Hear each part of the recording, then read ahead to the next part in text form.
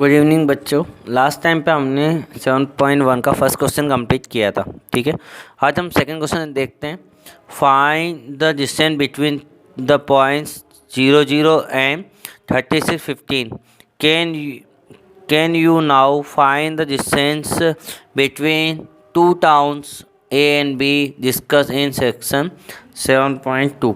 तो यहाँ पे पहले तो हमें 2 पॉइंट दिए हैं, उनकी डिस्टेंस निकालनी है। ठीक है, उसके बाद सेक्शन 7.2 में हमें एक 2 टाउन के बारे में बताया गया है, उनकी भी डिस्टेंस निकालनी है। तो इस क्वेश्चन को हम सॉल्व करते हैं यहाँ पर। तो यहाँ पर हमने गिवन पॉइंट जो है, पॉइंट ओ नाम दे दिया। 0 0 को हम जानते हैं ओरिजिन होता है, तो ओ नाम दे सकते हैं। तो पॉइंट ओ 0 0 कोऑर्डिनेट है उसके, एंड पी के कोऑर्डिनेट मान लिया हमने, ये सेकंड पॉइंट को पी मान लिया है, तो उसके हैं 36 15। अब हमें ओ पी की दूरी निकालनी, डिस्टेंस निकालनी। तो डिस्टेंस इक्वल टू फार्मूला होता है square root x2 minus x1 whole square plus y2 minus y1 whole square. ठीक है, तो यहाँ पे ये होल स्क्वायर वाला फार्मूला हमें याद करना है। ठीक है, x2 माइनस x1। वैसे ये x1 माइनस x2 भी चल जाएगा, क्योंकि होल स्क्वायर में अगर माइनस वाला भी होगा तो भी उसका आंसर प्लस में आता है। तो फार्मूला हमने पहले बता दिए। अब x2 क्या है, तो बाद वाला x2 और y2 रहेगा, पहला वाला x1 और y1 रहेगा। तो 36 x2 माइनस x1 मतलब 0 होल स्क्वायर प्लस y2 क्या है 15 माइनस y1 क्या है 0 होल स्क्वायर। तो हम जानते हैं स्क्वायर रूट 36 में से 0 गया तो 36 ही आएगा। 36 स्क्वायर प्लस 15 में से 0 गया माइनस होगा तो 15 आएगा, तो 15 स्क्वायर। 36 स्क्वायर मतलब 36 में 36 का इंटू करेंगे तो 1296 प्लस 15 का स्क्वायर 225। तो ये हमारा आ गया, दोनों को प्लस किया तो 1521 आया। अब इसका स्क्वायर हमें निकालना है, तो हम क्या करेंगे, इसके प्राइम वेक्टर कर रहे हैं। अगर आपको डायरेक्ट याद हो तो डायरेक्ट भी कर सकते हैं, नहीं तो प्राइम वेक्टर करेंगे। तो ये ओड नंबर है तो 2 से तो नहीं जाएगा, फिर 3 से हमने यहाँ पे नंबर को प्लस किया तो 1 5 6 हुए, 2 8 और 1 9 9 टोटल हो रहा है, तो 3 से जाएगा। 3 5 जा 15, फिर 2 में नहीं जाता तो 0, फिर 3 7 जा 21, फिर वापस से 5 और 7 12 हो गए, मतलब 3 का जाएगा तो 3 1 जा 3, फिर 2 बचे तो 20 हुए, तो 3 6 जा 18, फिर 2 बचे 27 तो 9 टाइम, फिर 169 में 13 का जाता है, 13 टाइम 13 का 1 टाइम। तो वैसे भी आपको 25 स्क्वायर तक तो याद होने ही चाहिए, है ना बच्चों। अब फैक्टर को हमने लिखा 3 इंटू 3 13 इंटू 13, तो पेयर बना दिया। 3 का पेयर बना 3 बार आ गया, 13 का पेयर बना 13 बार आया, 3 इंटू 13 39 हो गया। तो ओ पी की डिस्टेंस है, मतलब दोनों जो गिवन पॉइंट है उनके बीच की दूरी क्या आई 39। तो therefore distance between the given points is 39। Okay, unit आप चाहो तो यूनिट लिख सकते हो।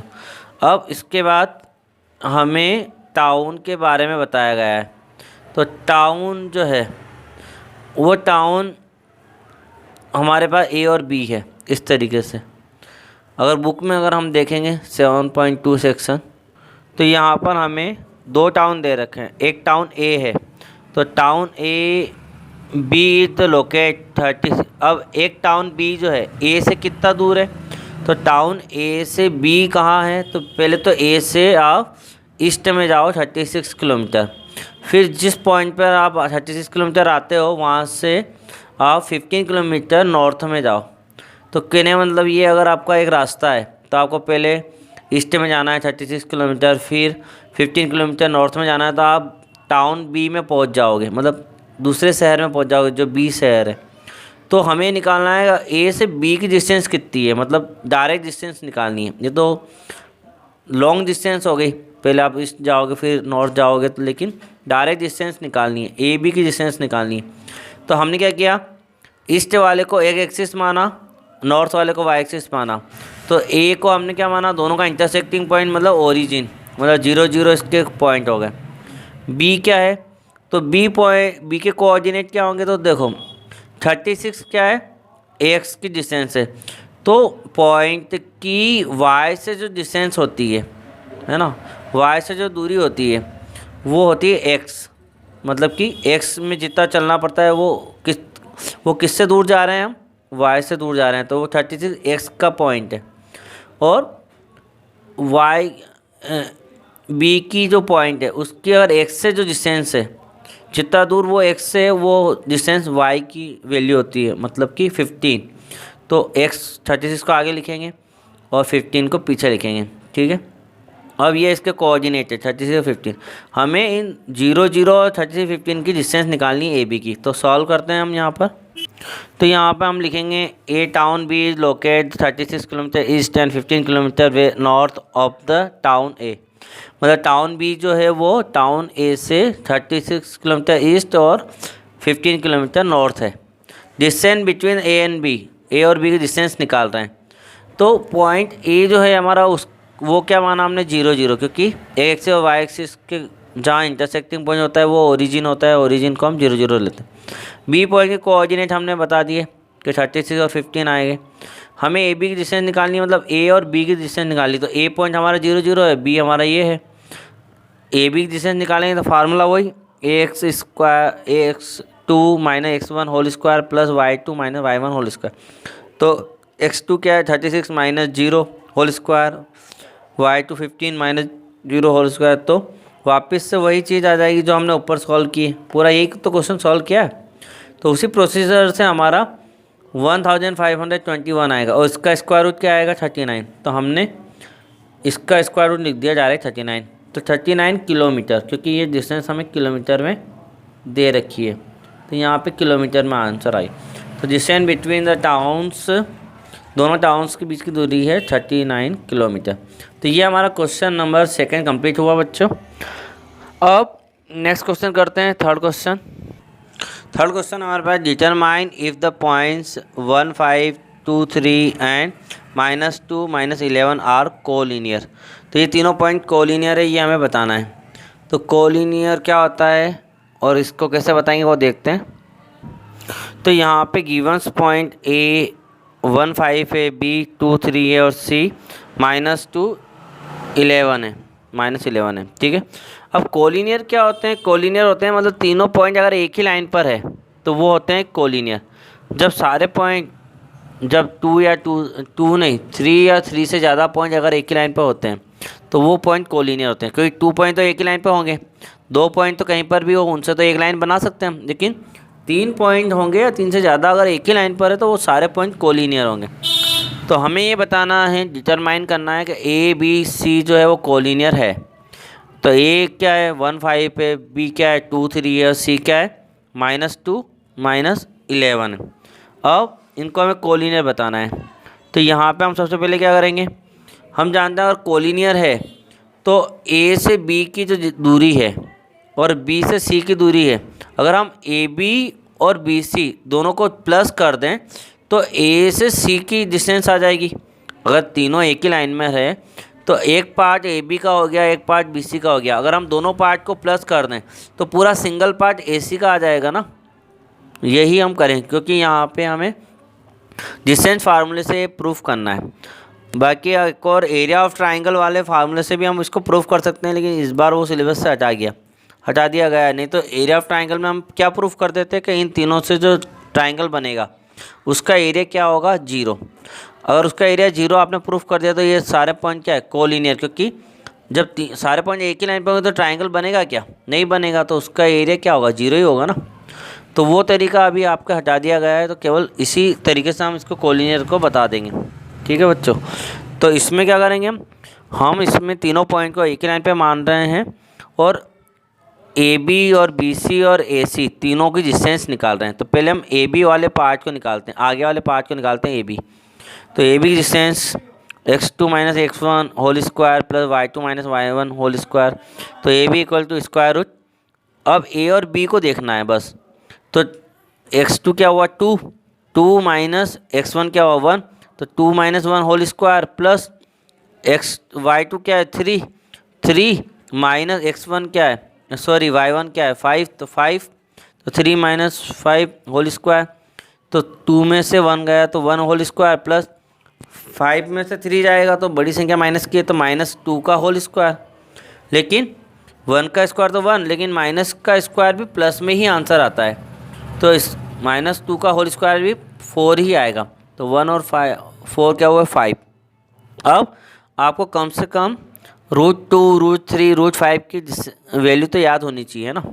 तो √2 की होती है 1.414, √3 की होती है 1.732 और √5 की होती है 2.24। तो यहाँ पर √5 की वैल्यू आपको डायरेक्ट पता होनी चाहिए, ठीक है। तो 2.24, और अगर नहीं पता है तो आप लॉन्ग डिवीजन से निकाल सकते हो, जो हम आगे डिस्कस करेंगे उससे भी आप निकाल सकते हो, ठीक है। अब हमें किसकी निकालनी है, BC की डिस्टेंस निकालनी है। तो BC डिस्टेंस कैसे होगी, स्क्वायर रूट, फार्मूला वही।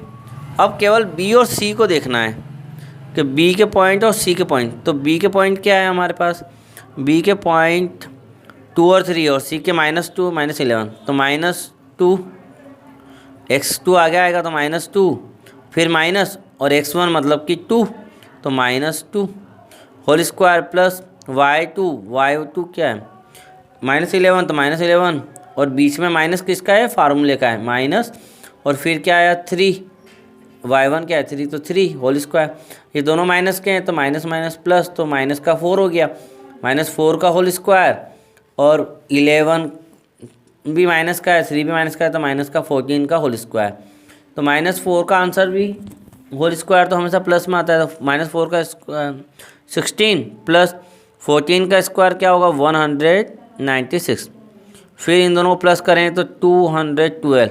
अब 212 के या तो फैक्टर करके करोगे तो फैक्टर करके भी आपको या तो सवाल मतलब ये परफेक्ट स्क्वायर नंबर नहीं है ना। तो हमें इसके स्क्वायर रूट निकालने के लिए क्या करना पड़ेगा, हम लॉन्ग डिवीजन मेथड जो आपने 8th क्लास में पढ़ी होगी उससे सॉल्व करेंगे। तो एक तरीका मैंने बता रखा है यहाँ पे। इसमें लॉन्ग डिवीजन मेथड में क्या होता है, जैसे आपको इसका निकालना है 212, तो 212 लिखा और उसके बाद डेसिमल नहीं है तो आप क्या बना दो, डेसिमल बना दो।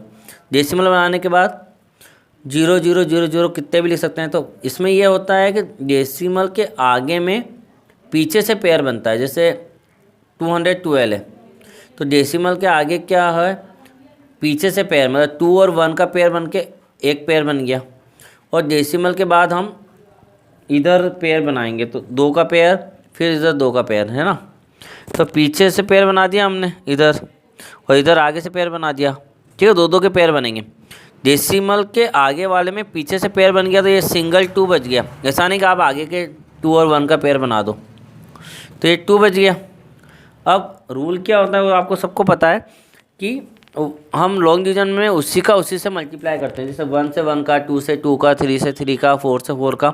तो हम जानते हैं 1 में 1 होता है, 2 में 2 का 4, तो 4 इस 2 से ज़्यादा आ जाएगा तो 1 के नीचे 1 लिखा। यहाँ बाहर तो क्या चलता है, प्लस चलता है, तो 1 और 1 2 हो गया, और अंदर क्या चलता है, मल्टीप्लाई, तो 1 में 1 का मल्टीप्लाई 1, तो माइनस करें तो 2 में से 1 गया तो 1, और ये पूरा पेयर नीचे आएगा तो 12 का पेयर आया तो 112 हो गया। अब यहाँ पे 1 और 1 क्या हुआ, 2 हो गया। अब यहाँ पे क्या लिखें कि 112 से ज़्यादा ना आए, अगर हम 3 लिखेंगे तो नीचे भी 3 आएगा, तो इन दिन जब यहाँ पे 3 लिखेंगे नीचे 3 आएगा, तो 23 में किसका इंटू होगा, 3 का, तो उसका मल्टीप्लाई इससे कम आ रहा है। अगर हम यहाँ पे 5 लिखेंगे नीचे भी 5 लिखेंगे तो 125 आ जाएगा, क्योंकि यहाँ ऊपर क्या बनेगा 25 और यहाँ 5 बनेगा, क्योंकि एक जैसा लिखा जाता है ना, वो आपको पता है। तो 25 में 5 का इंटू करें तो 125 ज़्यादा होगा, तो 4 लिखेंगे, तो इनको प्लस करेंगे तो 4 और 4 8 और 2 का 2, और यहाँ पे मल्टीप्लाई होगा तो 24 में जब 4 का मल्टीप्लाई होगा तो 96, तो 12 में से 6 गए तो 6, और यहाँ पे 10 में से 9 गए तो 1, और ऊपर से पॉइंट है तो पॉइंट की जगह पर पॉइंट, और यहाँ पे हाँ 1 था तो 1, 4 लिखा तो 4, 14 हो गया, पॉइंट आ गया तो पॉइंट, फिर यहाँ पे डबल 0 वाला पेयर था तो पेयर ले लिया।